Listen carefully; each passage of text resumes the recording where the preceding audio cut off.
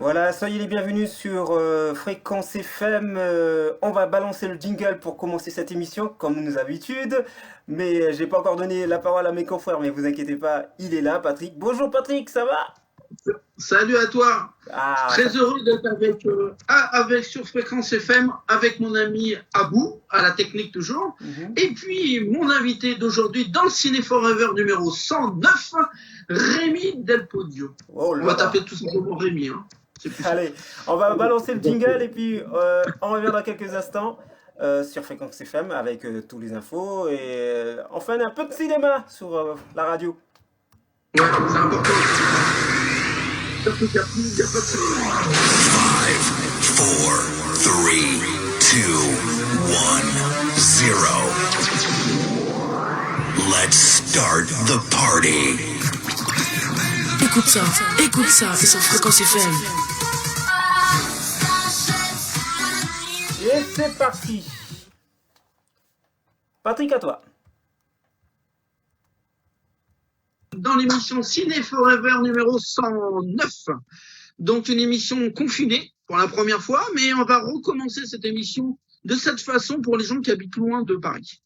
Je pense que ce serait une bonne façon d'avoir d'autres invités en province en particulier, voire à l'étranger, hein, et de faire des émissions de la sorte. Donc on ne pouvait pas faire autrement, hein. Rémi, tu es à Marseille, et puis nous sommes ici du côté de Paris. Et on est confiné aussi, à ne pas oublier. Voilà, une connexion qui va se remettre en marche. Voilà, il est de retour. Alors, t'as pas mal de fans, Rémi, hein, qui ont envoyé des messages, qui sont impatients de te voir, de défendre la bonne cause. Hein, pour défendre la bonne cause du cinéma fantastique. Ça bug du genre. ah. Hein. Ouais. On est le parfait exemple.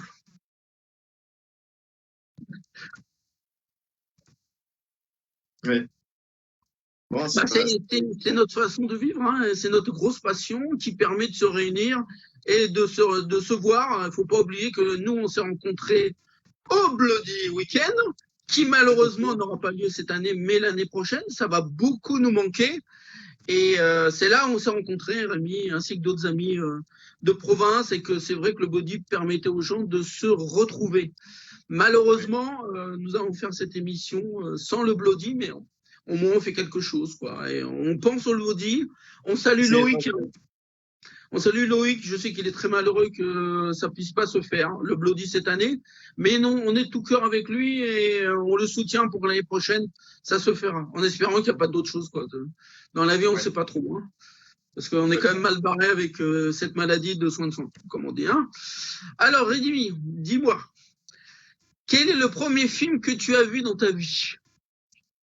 Le tout, je pense pas être exact parce que le tout premier, c'était peut-être pas un film fantastique ou un film d'horreur. Non, mais c'est un film de Walt Disney, c'est sûr. Ah ben oui, quand tu sais, quand t'es gosse. Eh ben voilà, ton père il t'amène, t'as bon, allez, on y va au cinéma. Je crois que le premier que j'ai vu, que mes parents m'avaient amené, c'était Bernard et Bianca, parce qu'il était ressorti, je crois, à la fin des années 80, en 88, 89. Ouais. Je pense. Mais je n'en ai aucun souvenir. Tu te souviens plus du tout, quoi. Ah, c'est assez génial. Moi, j'adore les anecdotes comme ça. Tu vas voir, la prochaine question, elle va être très sympa aussi. Quels sont tes 5 films préférés? Ah, c'est plus dans ton élément, là, déjà. Ouais. Alors, ça, on m'a posé la question il y a quelques temps. C'était chez Delphine Pop, que tu connais. Hein? Non, mais je sais pas. Et il y a Zombie, Dawn of the Dead, Jean Romero. J'ai dû voir à peu près 45 fois, c'est ça? Oh, Pas loin? 150 fois, ouais. Il y a Orange Mécanique, qui a été censuré pendant des années et qui était ressorti en 96, je crois, en cassette. Et là, pareil, ça avait été un choc. Après, il y en a plein. Il y a Creepshow, il y a Branded, qui est scandaleusement inédit en DVD. Branded, on attend tous le fameux Blu-ray, hein, on l'attend.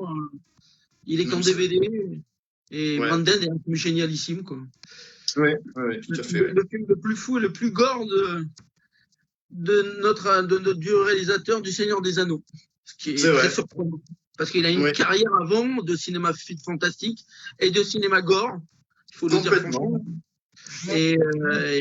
Donc ça, c'est comme ça qu'on l'a connu et qu'on a appris l'annonce, parce qu'il a annoncé pendant le festival de cinéma fantastique à Paris qui voulait s'occuper de faire le film. Alors tout le monde était très surpris comment ce monsieur qui est spécialiste des films gore et très trash, on va dire, hein, parce qu'il y en a certains qui sont trash, allait s'occuper du Seigneur des Anneaux. Hein. Ça lui a occupé 5 ans de sa vie et bon, on a vu ce résultat magnifique.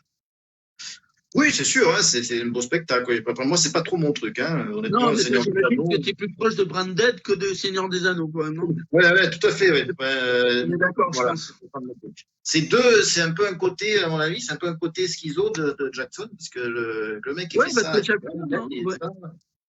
Bah, Jackson voudrait faire un petit film gore comme il avait fait au début de sa carrière, mais bon, je sais pas trop ce qu'il en est. Ouais. On verra bien, quoi, hein, comme on dit. Bon, en tout cas, il a fait Branded, qui est absolument génial. Ah, ouais, tout à fait. Ouais. Ça, c'est le Voilà. 3e, alors, c'est ça? Il t'en manque Ouais. 2. Ouais, ben je vais te dire. En fait, tu me fais parler pour que tu penses, tu réfléchis, c'est quoi les C'est 2 ça, ouais. C'est à peu près ça. Il y a Démon de Bava aussi, le fils Bava, Lamberto Bava, Démon. Alors, t'aimes bien le film de Lamberto Bava, le fils de Mario Bava, qui est qui est un quelqu'un. film qui est très gore, mais il y a des choses qui sont pas très nettes dans le scénar. Mais c'est pas très grave. On suit le film. C'est plus important, On hein. scènes gore, hein, d'accord, des trucs géniaux comme ça. Clairement. Et après, bon, je vais te dire, il y en a d'autres, hein, il y en a plein. Il y en a plein, à mon avis. Réanimator, quoi. Voilà, je vais te dire celui-là. Bravo. Voilà un homme de goût. Si. Oh, je suis pas seul dans ce cas-là. Il y a des fans. Et je suis vraiment un très très grand fan de Stuart Gordon et j'ai eu l'occasion de le voir 2 fois sur 2 tournages. Et bon, c'était un mec vraiment génialissime, quoi. Un grand directeur de théâtre. Et ce qui lui a permis de bien diriger ses acteurs pendant tous ses films, on va dire.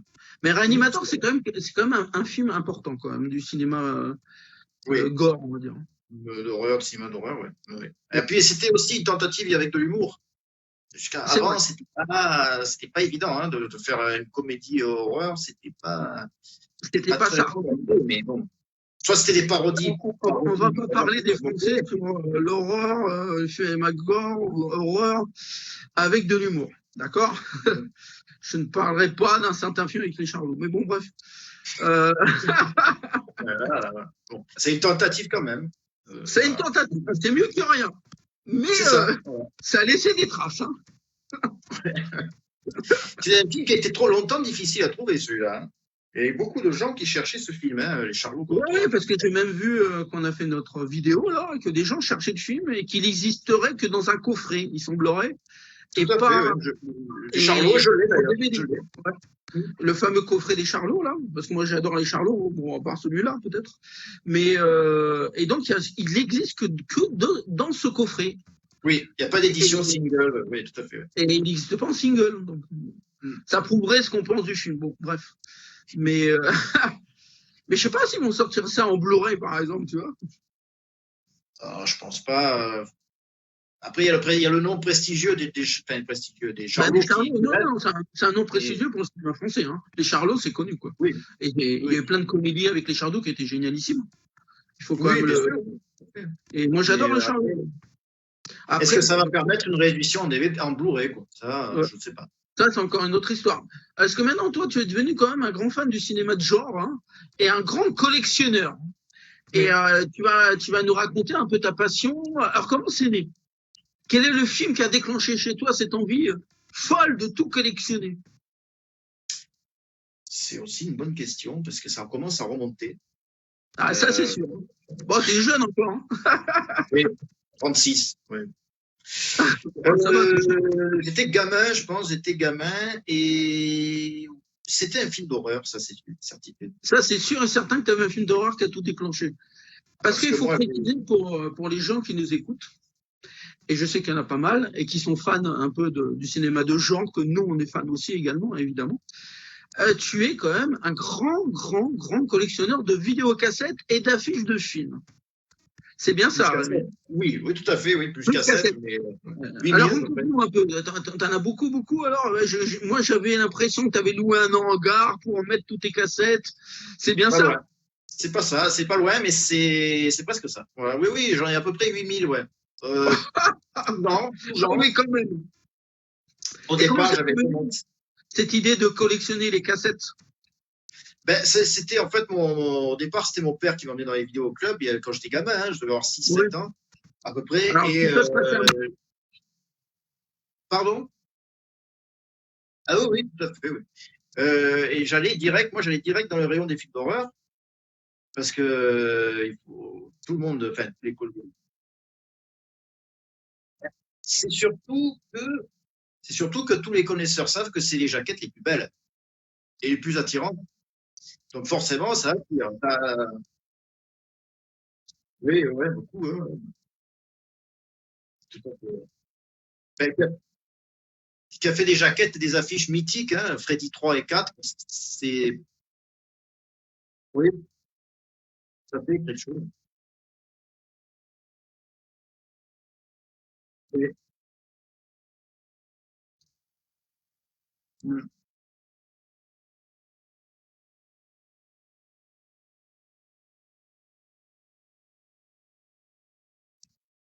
Mais, oh, oui, oui, oui. C'était un monde à part, quoi. C'est vrai que si tu n'avais pas eu le film, tu t'imaginais un truc totalement, t'as laissé libre cours à l'imagination à créer, à te faire un film toi-même, quoi. Bon, après, quand tu vois le film, tu étais un peu déçu, hein, assez souvent, d'ailleurs. Mais voilà.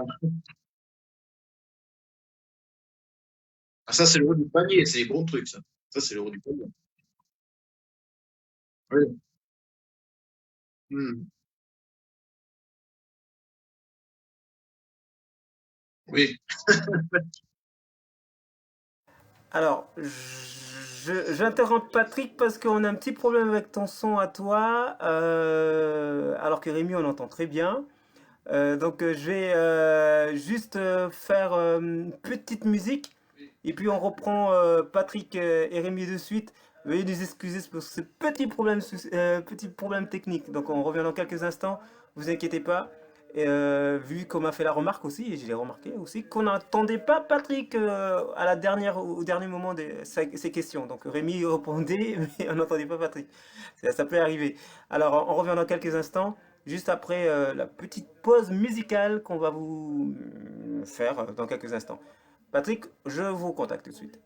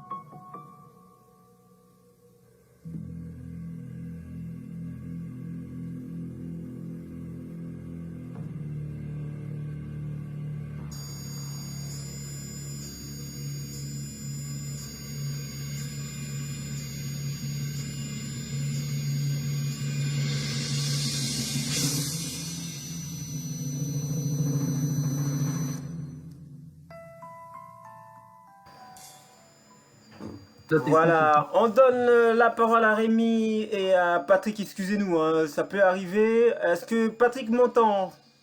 Oui, je t'entends très bien. Voilà, et Rémi? Nickel. Voilà, donc on reprend notre interview. Excuse-moi Patrick, un petit souci technique réseau, comme vous le savez, nous sommes sur Internet, ça peut arriver. Et je te laisse la parole Patrick. On continue notre Allez, on y interview. va. On reprend la 109e émission de Ciné Forever avec Rémi Del Poggio, qui est un grand spécialiste du cinéma fantastique et de genre. Et là, on va continuer. On était plein dans ta collection de cassettes vidéo, là. Alors, dis-moi, comment ça s'est passé, le truc? C'est qu'après, quand tu louais des cassettes, tu les gardais ou tu... Au départ, quand on est gamin, on n'a pas forcément l'argent. C'est ça, tu loues les cassettes et tu les ramènes, quoi. Voilà. Et puis après, À 600 € la cassette, c'était, hein, c'est ça, à l'époque.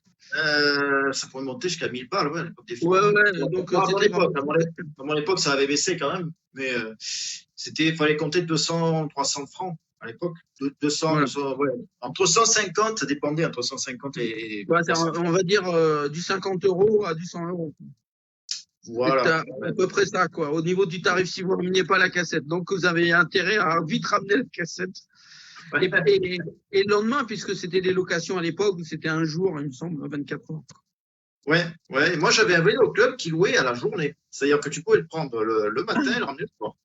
Ah, ça, je connaissais pas, ça. Ouais, C'est sympa. C'est 10 francs à l'époque. Là, c'était pas cher. Mais là, tu avais carrément intérêt, je dirais, à vite regarder le film, à vite le ramener, quoi. On va prendre un autre. Ouais. Tu vois ce que je veux dire? Puis c'est pas toujours facile, hein. S'il y a les parents à côté, tu regardes un film d'horreur, c'est lui qui se regarde mon fils encore, là. Ah non, moi, mes parents, il n'y avait aucun souci, quoi, avec ça. Ah, ils étaient fans de films d'horreur, alors. Non. Non, sans plus, mais. Ça les dérangeait pas. Ils n'étaient pas très adeptes de la théorie que leur fils allait devenir cinglé si on regarde des films d'horreur. Pas sérieux, quoi. Donc oui, on louait. C'était surtout mon père qui louait et qui m'amenait à chaque fois. Et on a fait pas mal de vidéoclubs. On a eu pas mal de vidéoclubs. Alors, comment ça se passait? Tu prenais les cassettes, tu te regardais la jaquette pour prendre le film, ou tu avais le conseiller, le monsieur du vidéoclub qui te disait prends ça, c'est mieux que celui-là? Ça arrivait, mais je me fiais plus souvent à la jaquette, quoi. Ouais, c'est ça. On pouvait se tromper, hein, parce qu'on pouvait tomber sur un truc pas terrible. Tu peux avoir des très belles jaquettes et puis que les films soient nazes, hein. C'est souvent le cas, d'ailleurs. C'est très souvent le cas. Et alors, toute ta jeunesse, ça a été ça, tous les week-ends, ou je sais pas. Ouais, à quel âge même à la sortie de l'école, oui, je me rappelle, ouais, quand j'étais gamin. À quel âge tu as commencé à regarder des cassettes vidéo, alors? Je dois avoir 6 ans, hein, c'est ça, 6 ans, 7 ans. Hein. Ah, 6 ans, 7 ans, t'es allé au vidéoclub et t'allais récupérer la cassette? Ouais. Avec mon père, oui. Avec ton papa, ouais, c'est ça, qui t'accompagnait pour pouvoir louer le film, quoi. Et alors, c'est quoi tes souvenirs de jeunesse, alors, qui t'ont marqué à vie? Bad Taste, Rented. Ah, Bad Taste, le premier film de Monsieur Frayeur. Frayeur de Fulci. Ah, de Fulci, bien sûr. Ah, c'était énorme, quoi. Ah oui, évidemment. Bon, attends, mais t'avais quel âge? T'avais 6 ans pour voir ça, alors? Moi, je vais avoir 10 ans, là. Ah là, oui, parce que là, c'est quand même des films un peu ardos, quoi, on va dire, hein, au niveau du cinéma. Ouais. Non, j'ai commencé par Freddy, moi. C'est quand même très soft, Freddy. Hein. Ouais, Freddy, c'est génial. Plus ça avance, plus c'est soft. Hein. Ouais. Donc, moi, j'ai commencé par ça. T'as commencé par les Griffes de la nuit, alors, c'est ça? Je crois que j'ai commencé par le 4, il me semble.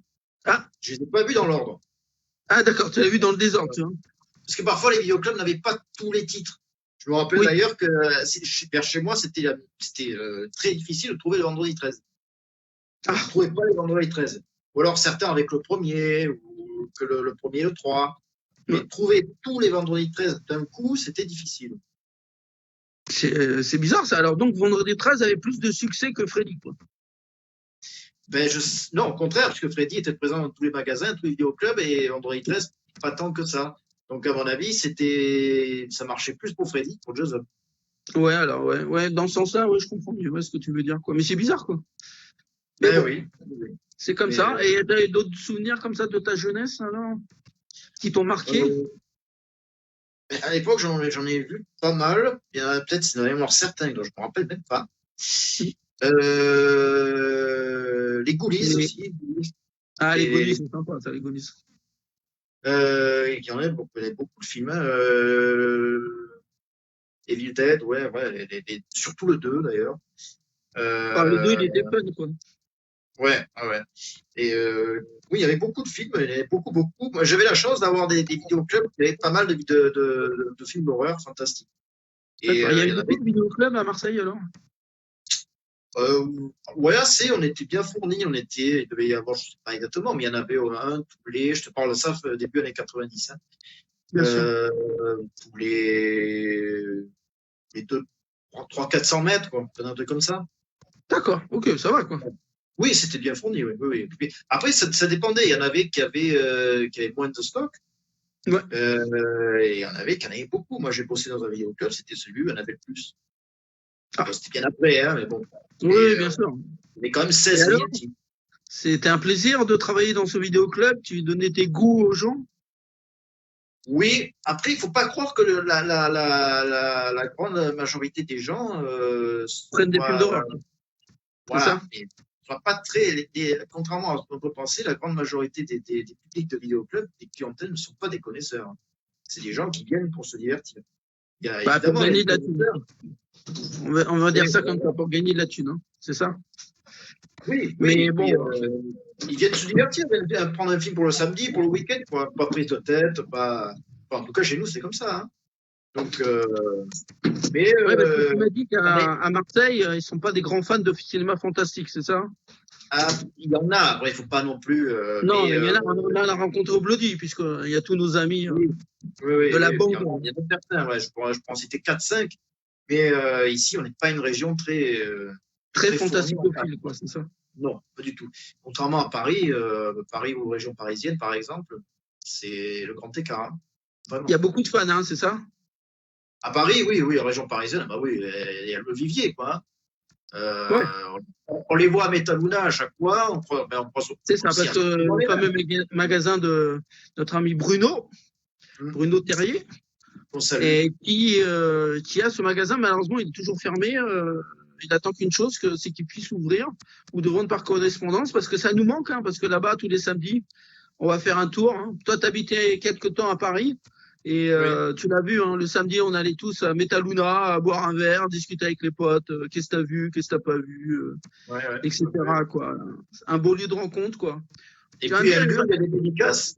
Il y a oui, des dédicaces, il y a des absolument. artistes qui viennent. Ça, c'est Sympa. important, comme Dario Argento et d'autres. Hein. Tout à Donc, fait, ouais. ça, c'est vachement important. Alors, on va continuer quand même sur ta passion de. Alors, tu m'as dit 8000 à 9000 films chez toi, là, Alors, dans... 8000 cassettes, à peu près, parce que j'ai arrêté de les compter. Des fois, j'en trouve, je les Et liste pas. voilà, tu pour les mettre, c'est ça?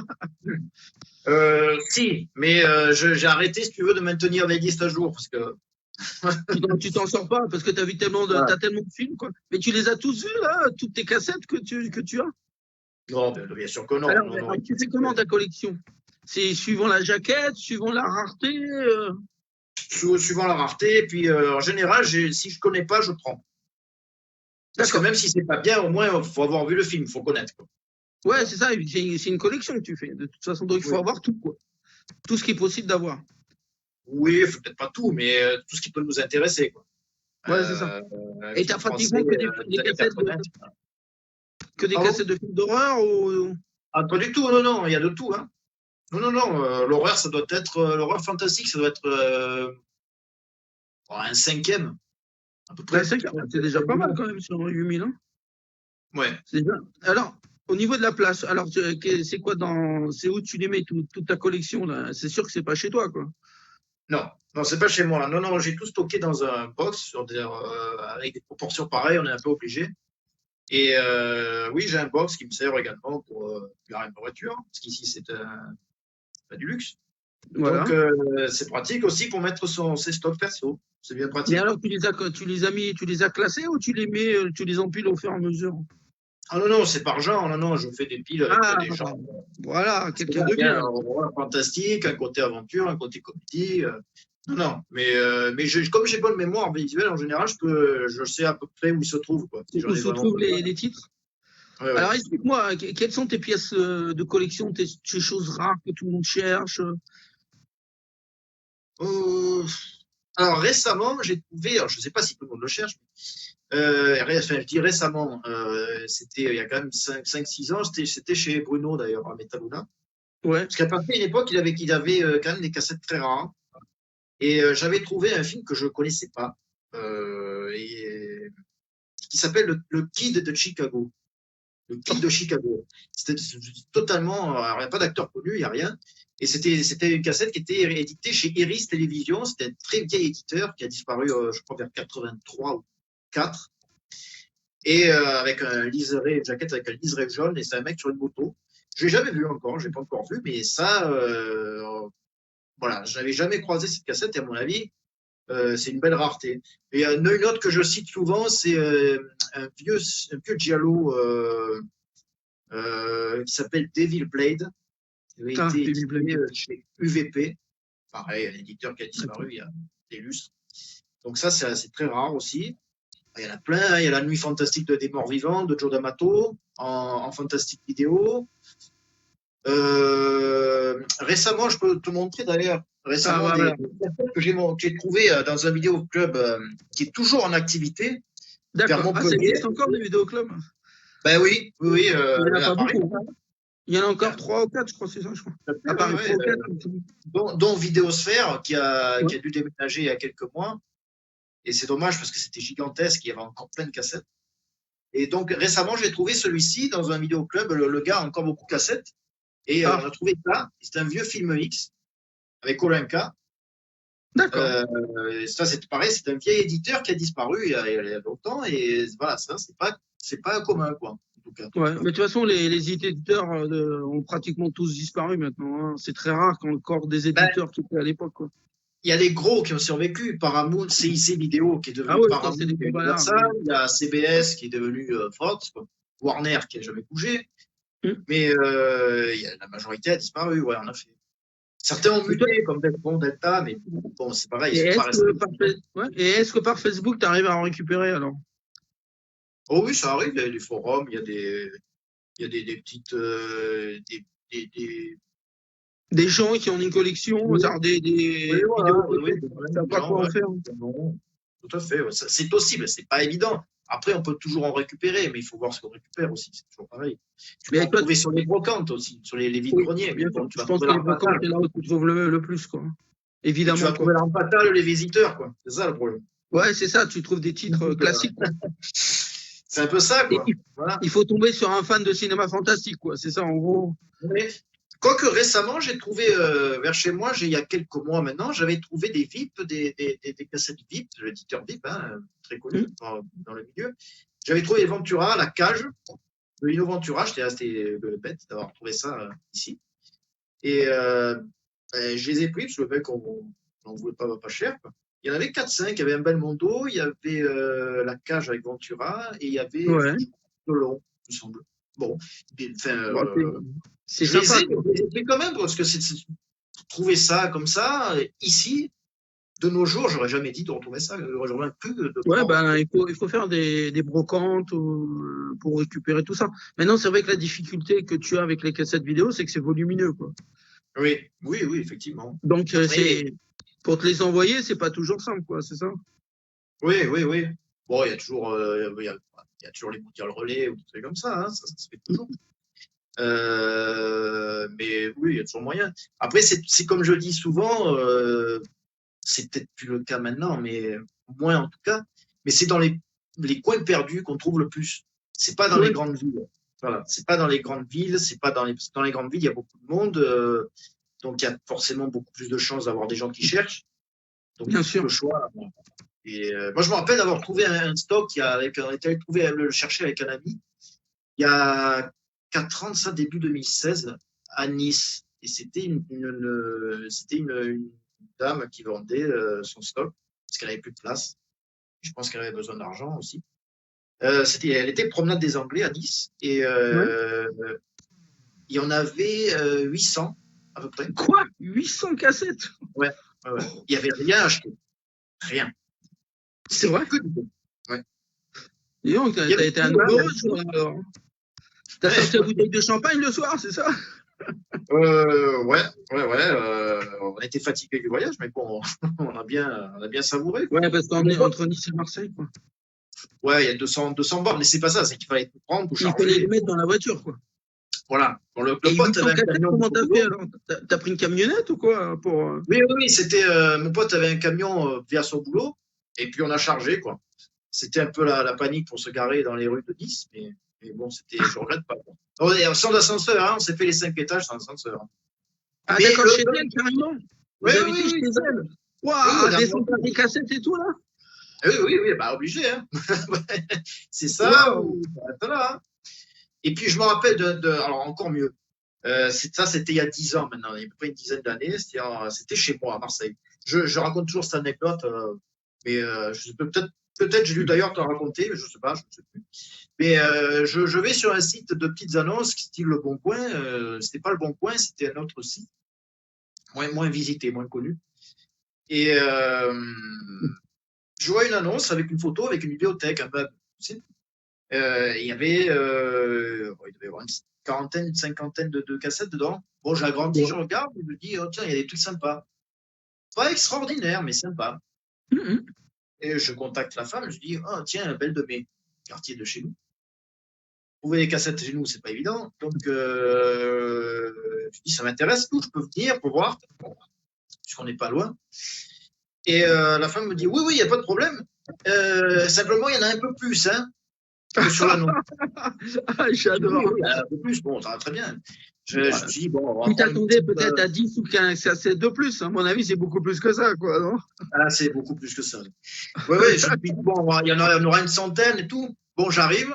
Et là, un appartement de, allez, on va dire 140, 150 mètres carrés, rempli. Il y en avait partout. Dans le bar, dans les toilettes, dans la chambre, dans les penderies, dans les placards. Oh là là là là, le 5 trésor. jours. 5 jours pour tout. 5 jours. Mais Il a c'est fallu de que dans les plaques. quoi.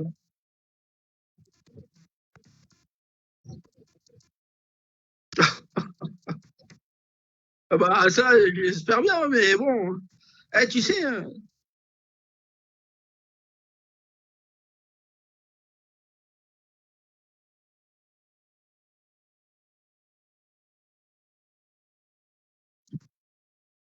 eh ben, j'aime bien ces genres d'anecdotes. 700. Ah, ah bon?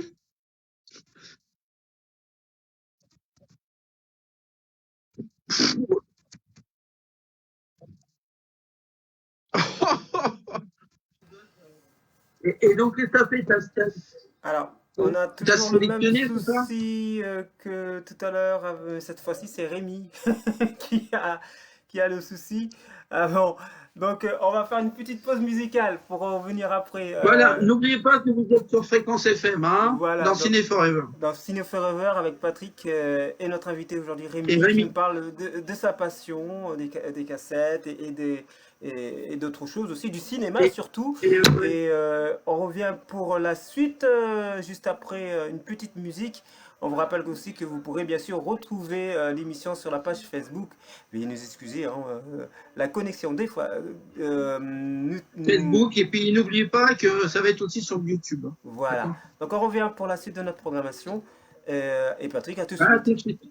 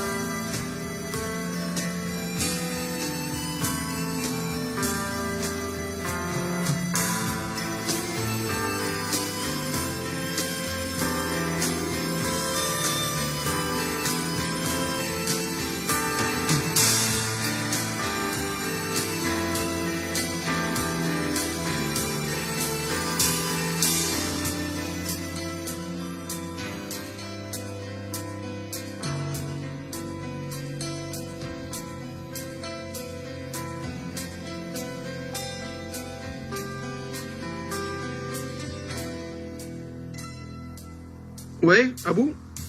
Moi, Ouais. moi, je t'entends pas à bout. Hein. Voilà, donc on est de retour. Ah. Alors. Ok, super. Veuillez nous excuser, on est de retour sur Totalement. Fréquence FM, c'est Fréquence FM. Et puis nous avons eu un petit souci technique, encore une fois, mais ça peut arriver avec la connexion comme on vous l'a indiqué. On reprend notre interview avec Rémi qui est avec nous, qui se trouve du côté de Marseille. Tout à fait. Voilà. Voilà. Alors voilà, on va continuer notre belle interview avec Super Rémi, là, avec toutes ces anecdotes et ces cassettes. Mais moi, j'ai bien compris, bon, et au Bloody, t'en arrives à trouver des cassettes encore, des choses? Quand tu viens, parce que tu as un stand au Bloody, hein. Tout à fait, ouais. Ouais. Bon, c'est surtout un stand de DVD maintenant, hein, parce que D'accord. pour pouvoir avoir un stand, il faut avoir de la marchandise. Et c'est vrai qu'on trouve plus facilement du DVD que de la cassette maintenant. Mais oui, on n'est pas nombreux à en avoir. Et il y a l'ami Damien Debienne, qui lui aussi est un fan. Et, Un grand fan et un grand ami qui est déjà venu à l'émission. Et qu'on espère qu'il va revenir également. Parce qu'il a plein de choses en ce moment, là, plein de livres qu'il veut sortir. Quand ça va finir le confinement, lui, il va éclater avec tous ses livres à acheter et tout ça. Il y en aura plein et on en est très content. Et il va venir à la radio, il n'y a pas de problème. Mais notre ami Rémi, et notre ami, tous nos amis de cinéma fantastique, hein. Donc, ils sont quelques-uns, des Furious, quoi. Et avec lequel on passe des moments super sympas au Bloody, parce que le Bloody, ça sert à se retrouver, tous les gens de la France entière se réunissent dans ce lieu, et ça permet d'avoir des discussions chaque fois, toutes les heures, avec une personne différente. C'est à peu près ça, quoi. D'ailleurs, pour ceux qui, c'est un peu stressant, un peu frustrant, on va dire, pour ceux qui ont le stand, parce que c'est vrai qu'on ne veut pas voir tout le monde, on ne veut pas discuter vraiment avec tout le monde, quoi. C'est vrai. Alors, on discute souvent avec les collègues et les éditeurs, parce qu'ils sont à côté. Ouais. Moi, j'ai souvent le Uncut Movies, Bien sûr. comme voisin en plus, au Bloody. On est voisins de stand. Donc, c'est vrai qu'on passe, en fonction de avec qui on est à côté, on passe plus de temps avec eux, quoi. Et moi, je me rappelle que l'année d'avant, j'avais Damien Granger, justement, comme voisin, et c'est vrai qu'on a pu discuter avec lui. Super Damien, quoi. Et qui a une culture de cinéma fantastique hallucinante aussi également, hein. Et ce qui est important aussi, c'est qu'il y a aussi au Sadik Master, où tu avais un stand, il me semble bien, avec nos amis d'Uncut qui étaient venus aussi à la radio, et lequel tu vends des choses et tout ça. Oui, c'est un Sadik Master qui malheureusement n'a pas pu avoir lieu. Non, malheureusement, nous on avait reçu l'organisateur et on espérait pouvoir y aller et te voir puisque je t'ai vu. Oui, on s'est vu. Malheureusement quelque part parce que bon, toute une histoire. Ouais. Hein. Oui. Avec des gens malhonnêtes. Voilà, on va dire ça comme ça. Hein. Mais c'était prévu que tu aies ton stand comme l'année dernière, ainsi qu'Uncut. Alors non, moi c'était la première année cette fois-ci. Ah, c'est vrai, c'était vraiment la première année, mais l'année dernière, tu étais avec notre ami, comment il s'appelle déjà j'ai des photos avec toi et puis... David Didolo. Voilà. Donc, il y a des photos ensemble. Oui. On était, lui avait un stand puisqu'il proposait son bouquin qui venait de sortir, je crois, et ses fanzines. Il lui restait quelques fanzines et il les proposait dans un stand. Oui. Moi, j'étais venu en spectateur là. Oui, en ami, quoi, on va dire. Aussi, bien sûr. Surtout, quoi. Hein, parce que tous les gens, on n'est pas très très nombreux, hein, les fans de cinéma fantastique, il y en a, hein, mais aussi pointus, on est quelques-uns. Oui. Mais c'est ça qui est bien d'ailleurs avec ton émission, c'est parce que ça donne la parole aux gens qui sont. Voilà. Voilà, il est revenu. Une petite chute là. Ouais, c'est bien parce que ton émission donne la parole aux gens qui sont pas forcément des professionnels dans le milieu et qui n'en sont pas moins de grands connaisseurs. Voilà, ce sont des fans, hein. Des passionnés, des fans. C'est ça avec qui on veut que les gens puissent partager à travers Ciné Forever. Voilà, et puis tu as vu maintenant, on fait aussi c'est les Forever vidéo, on fait d'autres choses un petit peu différentes et ça permet d'être là, on va dire. Hein. C'est pas toujours simple. Ouais. Donc c'est vachement important. Alors bon, il y a le Bloody pour se voir, il y a le Sadic Master, et toi je sais que tu fais des petites je dirais expositions où t'as un petit stand pour vendre tes trucs. Quoi. Oui. Et toi Tout à tu fait, vends oui, tu vends que des DVD, c'est ça, et des affiches, il me semble. Hein t'amènes quand même des cassettes, mais pas trop, quoi. Non, pas trop, non, parce qu'après, c'est pas. C'est lourd, hein, à C'est transporter pas les pour cassettes. la tête. Ouais. C'est pour avoir toujours regardé un magnétoscope et la majorité des gens n'ont plus de magnétoscope, hein, même s'il faut toujours en avoir un. Parce qu'il faut quand même rappeler que allez, 50 à 60% des films qui existent, la création cinématographique n'existe pas en DVD. Il ne faut jamais oublier ce paramètre. Ouais. Donc, c'est très important. Il y a des gens qui recherchent des cassettes, alors. C'est ça? Ouais. C'est encore pire avec le Blu-ray. Le Blu-ray, ça va. Plus on change de spectre de support, plus le spectre du choix des films se rétrécit. Contrairement à la qualité d'image, voilà. La qualité d'image augmente et les bonnes conditions de vision du film augmentent, mais le choix des films en lui-même n'augmente pas, bien au contraire. Hein. Ouais, et puis il y a un problème avec le Blu-ray 4K, par exemple, tu vois ce que je veux dire? Une bonne partie des films qu'on a, ils sont pas en 4K, quoi. Je veux dire, il n'y a pas de master 4K, etc. Ça n'intéresse pas un public, je veux dire, gigantesque, donc ils vont pas faire une édition 4K qui coûte très cher. Et je sais même pas, par exemple, les rats de Manhattan, par exemple, je suis pas sûr qu'il existe une copie 4K, quoi. Non. Mais je pense pas. Et puis, quel est l'intérêt d'avoir une copie 4K des rats de Manhattan en particulier? Voilà. C'est bon pour les films spectaculaires, quoi. C'est comme voir la Grande Vadrouille en 4K, quoi. J'ai rien contre la Grande Vadrouille, mais franchement.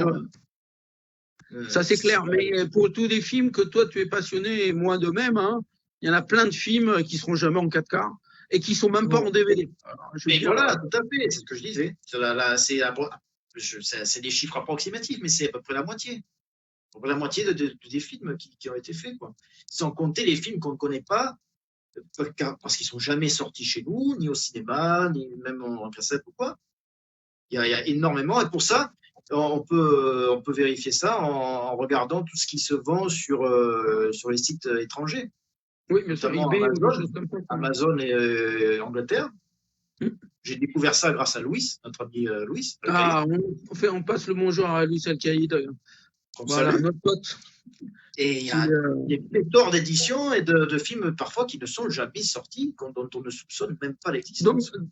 Donc pour toi, Rémi, il y a une partie des films fantastiques qui ont disparu, quoi.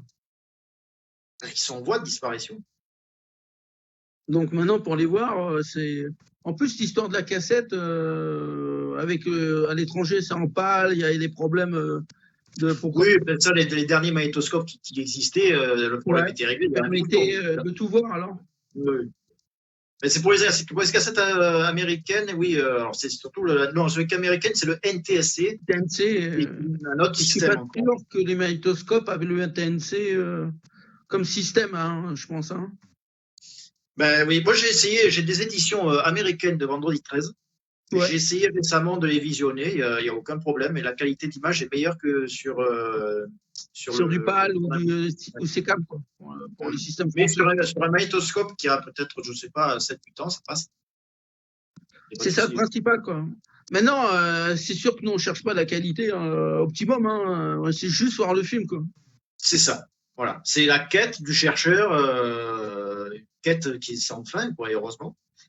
C'est la quête du chercheur, du mec qui a c'est la quête du fan de cinéma fantastique et du cinéma de genre, de chercher tout le temps des pièces de collection, des choses qui nous rappellent notre jeunesse. Et c'est un travail qu'on fait, en fait. C'est aussi un plaisir de faire cette recherche, si tu veux, de trouver quelque chose. Oui. C'est le pied, quoi. On va dire ça comme ça. Et ça, c'est vachement important. Et c'est pour ça qu'on est là, nous, fans de cinéma et cinéma de genre. Parce qu'il y a plein de choses qui n'existent pas en Blu-ray, je t'en parle même pas, et voire en DVD des fois.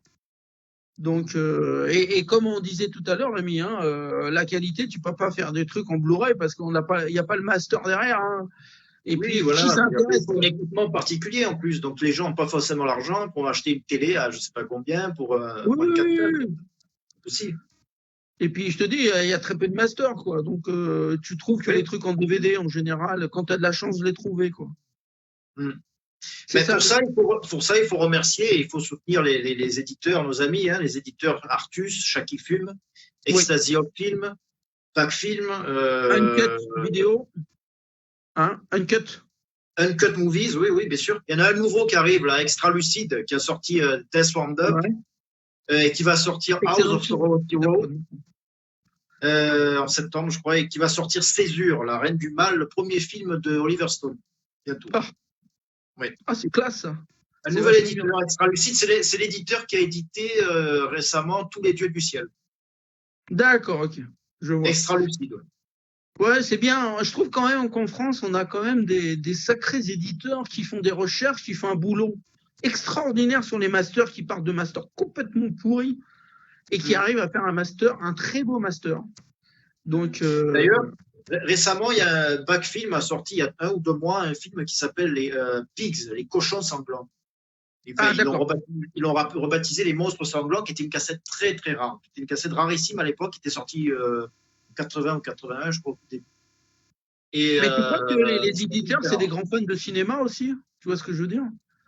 Ceux du BIS, ceux qui sont ceux que j'ai cités, oui, c'est incontestable. Incontestable. Mais il faut les trouver, les trucs, hein, les masters, trouver les masters, après les retravailler, c'est du boulot. Hein. C'est pas simple l'histoire. Parce qu'il y a quand même des films qui ont complètement disparu, hein, je te le dis tout de suite. Oui. Donc, moi, je me souviens avoir discuté avec Chow Yun-fat il y a une vingtaine d'années déjà, voire plus, où il voulait créer une cinémathèque à Hong Kong, et je ne sais même pas s'il a pu le faire. Donc, plein de films de la Shaw Brothers ont complètement disparu de la circulation. Donc, déjà qu'il y en a beaucoup. On connaît. Et il y en a beaucoup. Donc, bon, il y a Shaw Brothers, mais il y a plein de trucs, quoi. Et même pour les Italiens, leurs masters d'origine ne sont pas terribles. Donc, les éditeurs ont beaucoup de difficultés pour faire un beau master pour les vendre, parce que les gens, ils sont vachement exigeants. De toute façon, ils achètent un truc, ils veulent un truc qui est bien, quoi. Et on a la chance d'avoir le Chat qui fume et autres qui font des super masters. Des beaux masters qui passent beaucoup de temps. Ils font aussi beaucoup de plus, quoi, des interviews et plein de choses que nous, on adore. Des BO. Maintenant, le Chat qui fume met le CD parfois, enfin, peut-être pas à chaque fois, mais ils incluent dans le pack le CD de la BO. Ils font un super boulot, mais c'est un boulot de fan, quoi. Hein. Eh ben oui, parce que moi, je me souviens avoir discuté avec Stéphane du Chat qui fume. Et il me racontait avoir été à la première de Nécromantique avec son cousin. Donc, nous qui étions à Axan Film, qui avions fait cette soirée, c'est toujours sympa de rencontrer Stéphane du Chat qui fume, qui te raconte des anecdotes où il a été dans les soirées que tu as organisées et d'autres, quoi. Hein. D'autres auditeurs. Tu croises ces mecs-là, tu les croises à. Moi, je l'ai vu à Nanarland. Il y a 2-3 ans, ça, donc tu les croises souvent. C'est là que tu vois que c'est des fans, quoi, aussi. Parce qu'ils sont dans c'est des grands fans, hein. Comme nous, hein, c'est pareil. Et puis ils font plaisir aux gens, quoi. Je veux dire, ils veulent se faire plaisir déjà. Mais aussi, ils veulent faire plaisir aux gens qui achètent leurs films. Parce que c'est des petites éditions, hein, c'est 1000 ou 2000 exemplaires, pas plus. Hein. Donc après, il y a des choses qui disparaissent complètement s'ils ne font pas de réédition. Oui. Donc, parfois, ils rééditent leur grosse édition, ils les rééditent en slim. L'édition slim. C'est mieux que rien, hein, mais à des prix modiques, hein, c'est 10 €, 10, 12, un truc comme ça. Ouais, c'est ça, mais bon, quand tu as le gros coffret avec tous les suppléments dessus, effectivement, c'est quelque chose quand même. Hein. Oui, et puis, c'est une pièce de collection, en fait, ce qu'ils font. Hein. Et parce qu'à l'étranger, les Allemands sont forts en la matière. Et Haro, qui est un grand spécialiste pour faire des éditions de la mort, quoi. Ouais, il faut Haro qui fait des magnifiques jaquettes. D'ailleurs, j'ai quelques imports Haro. Hein. Ouais. C'est vraiment, c'est l'époque de la cassette qui revient, quoi, au niveau des jaquettes. Parce que là aussi, ça a perdu au niveau de la qualité, enfin, au niveau du visuel. il y avait beaucoup, à l'époque de la cassette vidéo, il y avait beaucoup de jaquettes magnifiques. Maintenant, Oui. à part les fans, les éditeurs qu'on a cités. Hein. Ouais, parce que Melky racontait il n'y a pas longtemps qu'on lui demandait de ne pas reprendre la jaquette d'origine, mais de la ranger, faire un truc. Il racontait ça au Bloody. Ouais. Et de la ranger et d'arranger la jaquette et de la faire un peu plus moderne, entre guillemets, hein, pour plaire au plus grand public. Nous, ce qui nous intéresse, c'est des belles jaquettes d'avant, avec des couleurs qui flashent, et que ça part dans tous les sens, et ça dégouline partout. On veut des jaquettes comme ça, nous. C'est ça qu'on aime. Ben oui, c'est ça, c'est des œuvres d'art. Hein. C'est des pièces de collection, en fait. Ouais, mais il faut, c'est vrai, et tu as raison de le dire, il faut vraiment saluer les éditeurs français qui font un super boulot.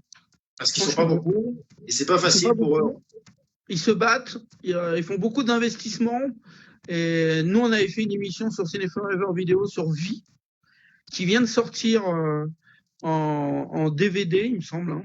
C'était pas un Blu-ray, qui vient de sortir, un film russe, le premier film russe d'horreur. Chez Artus. Et puis vraiment, une pièce de collection, des trucs qui datent d'il y a 60 ans, quoi. Et nous, on a fait une petite émission. Et puis, je salue mon copain Christian Lucas, qui fait un super boulot dans Ciné Forever Vidéo. Et je sais que dernièrement, il a fait sur Elvis, une émission sur Elvis qui marche bien. Et je suis content pour lui parce qu'il explore tous les genres. Et parce que nous, on est passionnés de tout. On n'est pas passionnés que de cinéma fantastique. On aime la musique, on aime les films. Voilà, nous, on a beaucoup de passion. Donc, c'est pour ça qu'on n'est jamais rassasié, en fait. C'est le secret, ouais. C'est le secret de notre jeunesse, je dirais, tu vois. Parce que là, tu vois, on est jeunes, là. Hein, on parle de trucs qui datent, c'est nos souvenirs et tout ça. Et je sais pas, mais il existe encore maintenant des jeunes hein, qui sont passionnés comme nous, mais il y en a de moins en moins, je trouve, par rapport à nous et à notre époque. Il y en a moins, oui, ça c'est sûr. C'est évident, mais il y en a. Parce que moi, je vois quand j'étais au Bloody, la majorité des gens qui sont venus m'acheter, qui m'ont acheté des cassettes vidéo, c'était des jeunes. Bah, tu vois. Ce sont les collectionneurs et les collectionneurs du futur aussi. Hein. Ouais. C'est notre futur, hein, parce que bon, nous, on cherche des trucs, mais eux, ils sont vraiment dedans et puis ils découvrent. Hein. Pour eux, c'est une découverte. Hein. Et c'est vachement important. Puis ils ont comment dire, le truc fétiche, c'est-à-dire que pour eux, c'est un objet aussi. Le côté artistique. Ils veulent conserver un objet qui est beau, quoi, enfin, qui est stylisé. Donc c'est ça aussi. En plus, ça leur permet de découvrir le film et puis d'avoir un objet de collection. Voilà, pas banal. On va dire ça comme ça, quoi. Et voilà, quoi, tu vois. Et c'est bien. Et puis moi, je trouve bien, tu vois, par rapport à Christian et puis Didlo ou d'autres qui font beaucoup de suppléments sur les sorties de DVD et Blu-ray des éditeurs français. Et ce sont des gens comme nous, quoi. Ce sont des fans qui sont... Voilà. Alors, j'avais une question à poser à Rémi. Bien sûr. Profites-en, il est là. Oui. Bon, on espère le voir à Paris, mais comme il est loin, donc on va faire avec grâce à Internet. Est-ce que quel film qui t'a pas plu vraiment du tout, que tu regrettes de l'avoir pris en fait? Il n'y a aucun film que je regrette d'avoir pris. Ah. Même pas, t'en as vu des daubes, hein, je suis sûr. Ah oui. Faut pas non plus rêver, hein. La majorité des films, c'est pas extraordinaire. Les grands films et les films qu'on adore, ils sont pas légion. Donc il y a beaucoup de bouses et beaucoup de films nazes, comme je dis souvent. Mais bon, c'est des pièces de collection, c'est ça? Oui, mais après, voilà, c'est pas parce qu'on n'a pas aimé que c'est haïssable. Je veux dire, peut-être que ce film-là, il va disparaître dans quelques temps, donc peut-être qu'on le reverra plus jamais, ou quoi. Alors, il est peut-être mauvais. On a dans les collections, il y en a beaucoup de films qui sont pas terribles, mais ils sont quand même sympas, quoi, ce qu'on appelle les nanars. Après, il y a des trucs. C'est les films Z, bis et tout ça, quoi. Oui, bah voilà, ça sera sympathique. Hein, à la limite. Tu vois, on n'en fait plus tous ces films-là, quoi. Ben si, on en fait, mais ils arrivent plus chez nous, parce que ça reste aux États-Unis ou c'est surtout les États-Unis qui en font, mais c'est pas exploitable quoi en France. C'est-à-dire que le DVD, c'est le marché fini, il va rester les éditeurs qu'on a cités. Donc ça revient pas à compte quoi. Déjà quand c'est ça le truc, hein, c'est que quand les éditeurs ne ressortent pas, ils ont mis des années à ressortir. Par exemple, on va prendre Phase 4, le film de Sao Bass là, avec les fourmis. Ça fait des années qu'il était prévu en sortie. C'est Carlotta qui vient de le sortir. Ouais, et puis il y a des problèmes de droit. Ah, mais c'est pas, ça revient pas à compte de l'éditer. Si c'est pour en vendre 5000, au final, ça risque de leur coûter plus cher de le faire, de le fabriquer. Ouais, la c'est ça. jaquette, le Il boîtier, n'y a pas peut-être un marché pour ça, quoi. Hein.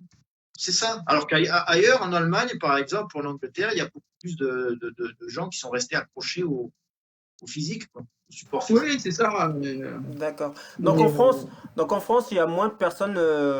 Les gens sont plus facilement allés vers le numérique que le physique, le DVD, la cassette. Lorsque vous parlez du cinéma, c'est aussi le besoin du cinéma d'aller dans la perfection, c'est-à-dire faire le dernier cri, le dernier son, les dernières images. C'est pas ça aussi le côté fiction, côté film d'horreur aussi? Oui, enfin moi je sais que ça m'a jamais gêné de voir un film en qualité, bon, pas non plus invisible, mais en qualité moyenne, on va dire. Donc l'essentiel, comme Patrick disait, c'est de voir, de connaître. Après, c'est sûr que c'est toujours mieux. Parfois, il y a des films que quand on voit, qu'on regarde en qualité pas terrible, bon, on accroche moyen, ça aide pas, c'est vrai. On les redécouvre en DVD ou en Blu-ray. Ça a été le cas pour moi de Next of Kin récemment, que j'avais vu au PIF. Ouais. Ouais, c'était en 2018. Ouais.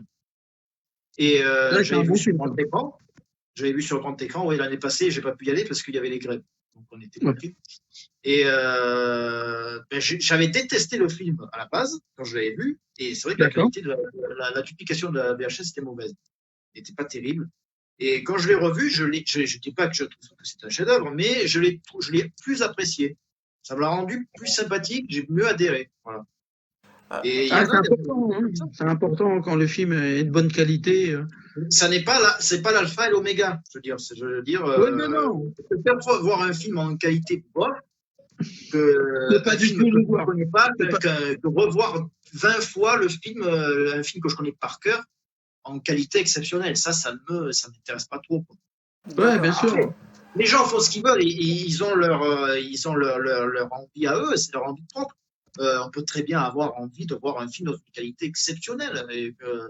Mais voilà, moi, je le vois une fois dans une qualité meilleure. Ok, après c'est bon. En plus, si le film m'a pas pris des masses, voilà.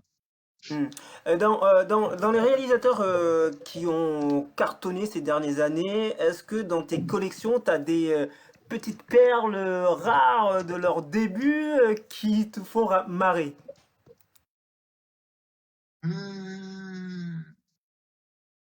C'est possible. J'en ai tellement que. Quelques noms. Ah, des noms. Oh. Je me rappelle que j'avais un film qui s'appelle, je l'ai toujours d'ailleurs, cette vidéo d'ailleurs, qui s'appelle Profession tueur. C'est un des premiers films de Brad Pitt. Ça c'est un Qui avait classique. été édité, c'est même pas vidéo. Bon, c'est lui qui me vient en premier, hein, mais il y a Carnage aussi. Il y a ça c'est plus connu. Carnage de Burning. Ouais. Qui a été édité il y a pas longtemps, enfin il y a quelques années maintenant, mais dans lesquels il y a c'est les premiers rôles il y a Holly Hunter, on voit se faire charcuter dedans. Sympathique, hein. Jason Alexander, il y a plusieurs acteurs qui ont poussé après. D'ailleurs, c'est un des premiers films, je crois que c'est le premier film produit par Weinstein et par Miramax. Ah d'accord, et déjà il faisait office. Hein. Oui, en 80 quoi. C'était leur début.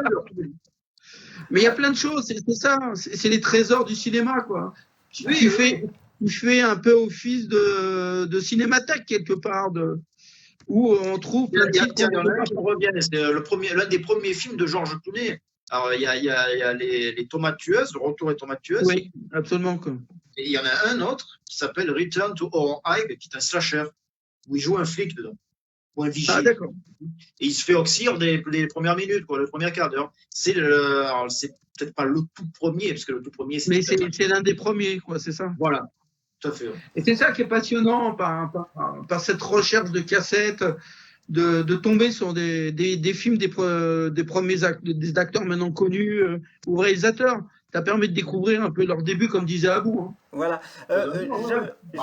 J'avais encore deux questions à Rémi. Mais vas-y.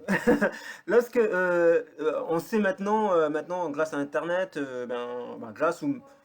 on a perdu beaucoup de choses en fait, comme les cinémathèques, parce que moi aussi, dans mon enfance, j'allais récupérer des cassettes pour regarder chez moi, les Freddy, etc.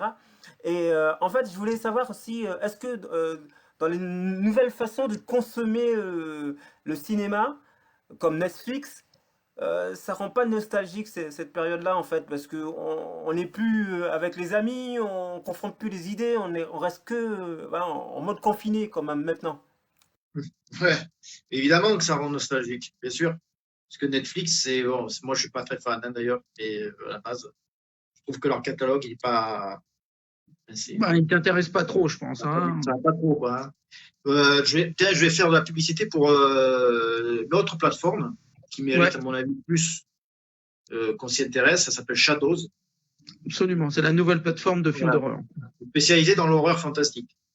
Et le catalogue de Shadows, même s'il est très petit, parce que ça a 3-4 mois, il est déjà plus intéressant que celui de Netflix. Parce que Netflix, entre les films qui ont 20 ans et qui sont passés 30 fois à la télé, qu'on trouve partout, les films à la qualité, on va dire, discutable.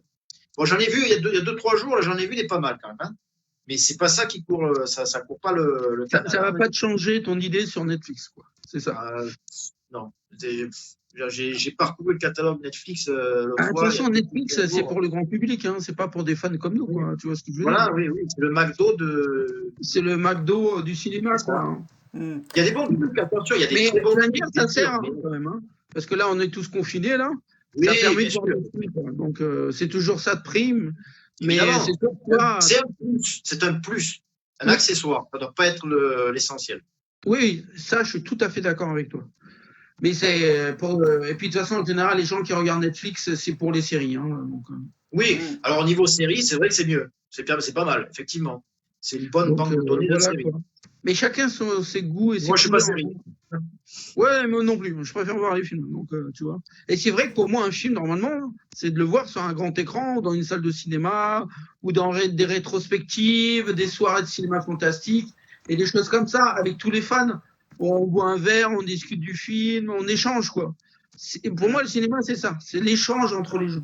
Alors, messieurs, j'avais une question pour vous, vous fans de cinéma comme moi aussi. On aime bien aller au cinéma, découvrir les gens, aller en famille, avec ce qui se passe actuellement. Il y aura un après qu'on aura vu. Comment ça va se passer pour vous? Ce sera un autre monde maintenant, vu qu'on ne peut plus se rassembler. Est-ce qu'on au niveau des cinémas, ça va être super difficile d'y aller aussi. Comment ça va se passer pour vous? Ben, tu vois, le truc, c'est que maintenant, il y a la télé et les plateformes. Donc, le cinéma va reprendre à un moment ou à un autre, hein, c'est clair. Mais pas dans les conditions comme on connaissait. Beaucoup de festivals ont été annulés, où on pouvait découvrir plein de choses. Hein. Donc, c'est difficile hein, maintenant, avec le confinement. Voilà, juste voir les plateformes.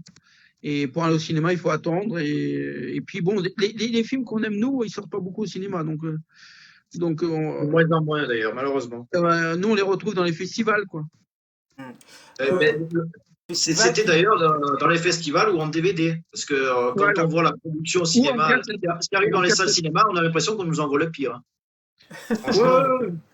Je comprends. Alors, en tant que fan, Rémi, pour collectionner ces DVD, ces cassettes, mais il collectionne aussi des affiches, hein. Attention. Oui, des affiches aussi.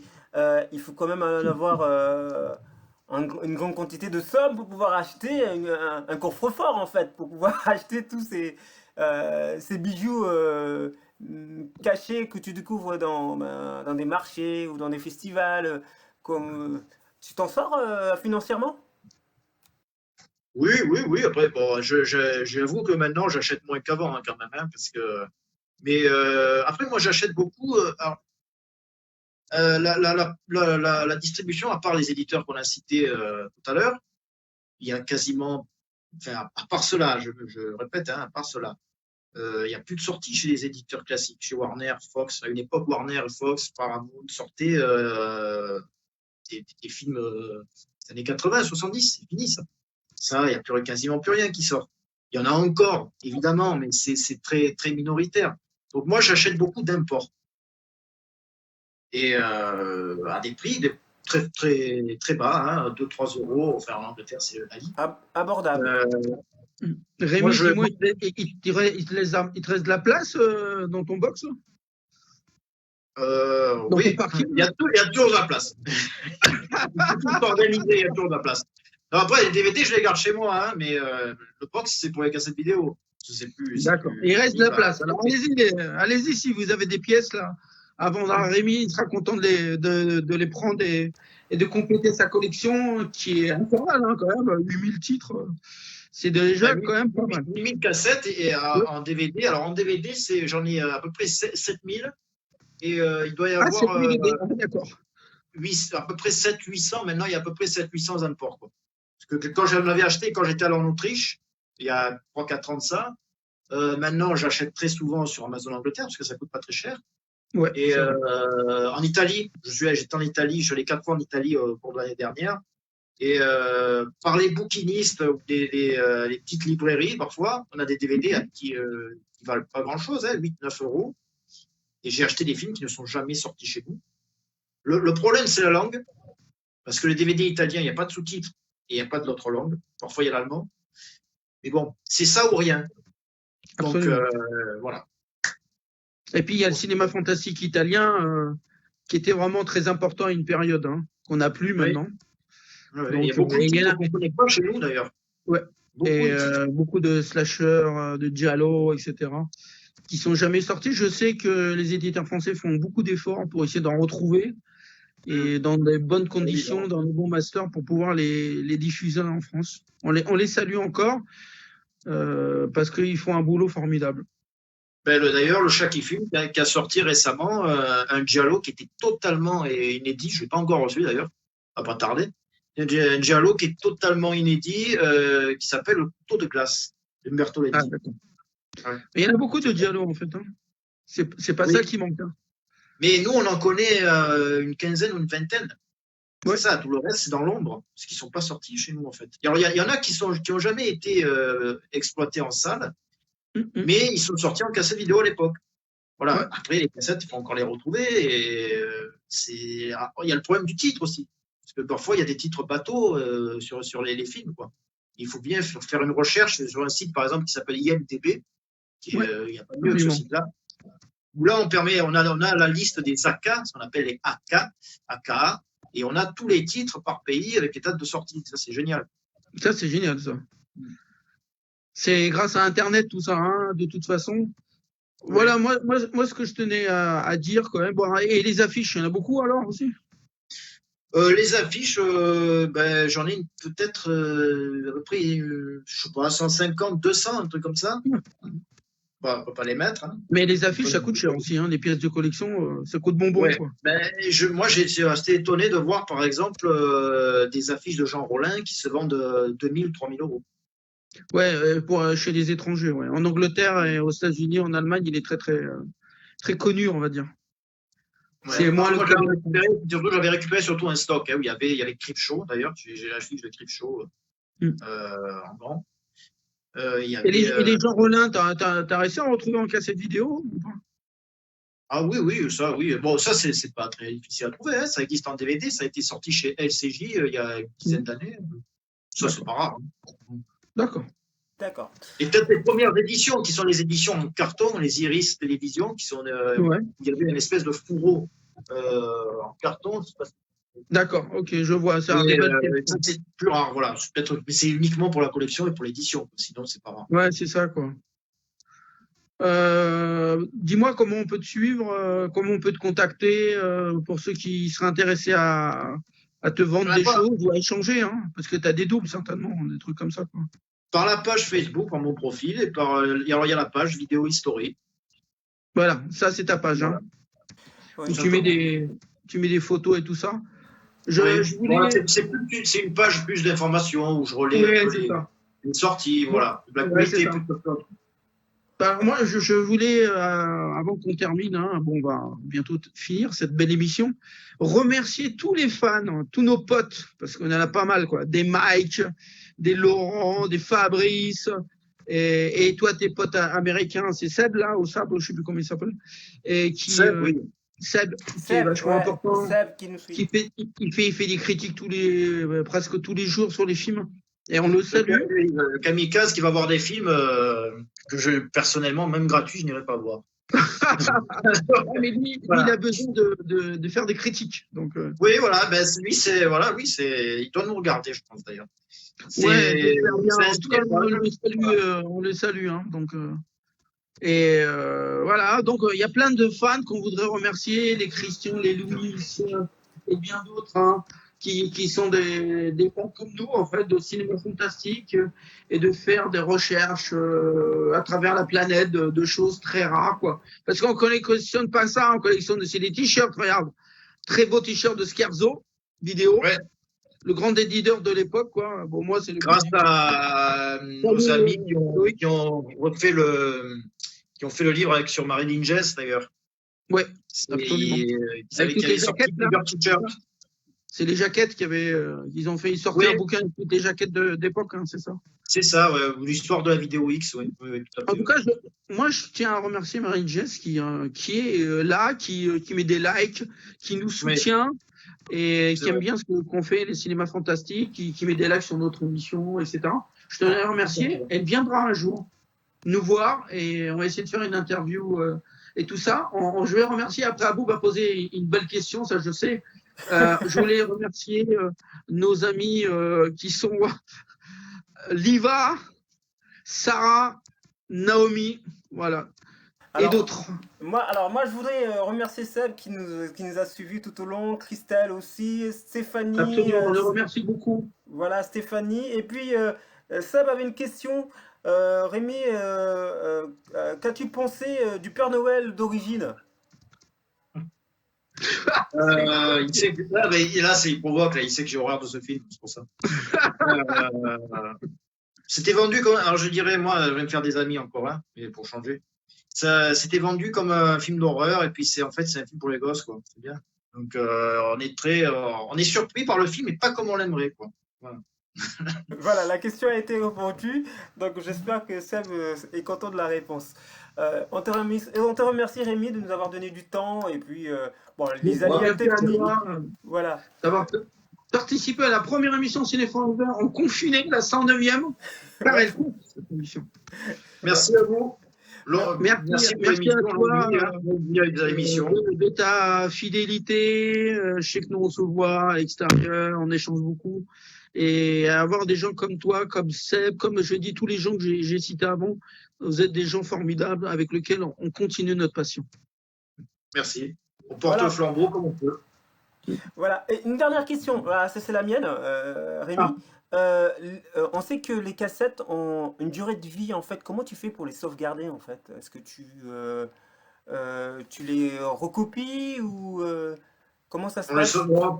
Non, je sauvegarde pas. Non, je les stocke. En fait, c'est un peu une légende parce que c'est un support qui est beaucoup plus solide que ce qu'on croit. Le DVD, c'était un support qui était garanti à vie.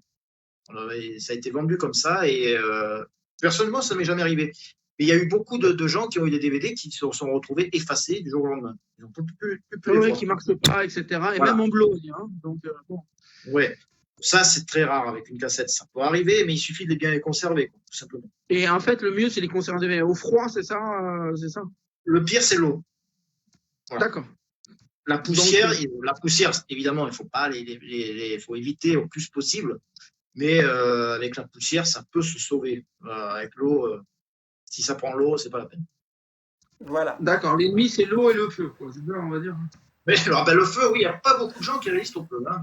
Pas beaucoup de choses. Donc c'est les deux, quoi. Mais en tout cas, Voilà. on est fiers de t'avoir reçu et Merci à vous. continue ta passion comme tu le fais si bien. Voilà. Et continuez Merci bien. à vous, à la technique. Hein. Merci à Rémi, merci à Patrick de nous avoir fait plaisir de redécouvrir le cinéma C'est la vidéo. et la vidéo, les cassettes. Et puis on vous invite bien sûr à aller sur la page de Rémi pour pouvoir avoir plus d'informations. Hein, sur Rémi, tout ce- ta page, s'il te plaît. Vidéo historique. Voilà. History. History, voilà. Donc voilà. Bonne soirée messieurs. Voilà, alors n'oubliez pas que ça va être diffusé sur YouTube, voire Facebook aussi. Ça, sur nos pages à nous. Donc voilà, vous inquiétez pas, ça va être diffusé pour l'enregistrer sans aucun problème. Voilà. Merci à vous tous de nous suivre. Vraiment, en confinement, ça nous fait plaisir de faire des émissions encore. Merci à vous au niveau de la technique à trouver ces systèmes. Qu'on utilisera certainement d'autres fois quand les gens sont loin. Voilà. Ouais. Oui. Eh oui. Merci Cine Forever sur Fréquence FM. C'était Patrick et Rémi qui nous ont fait plaisir aujourd'hui. Merci Voilà, messieurs. Au la revoir. 109e émission. Déjà. Eh oui.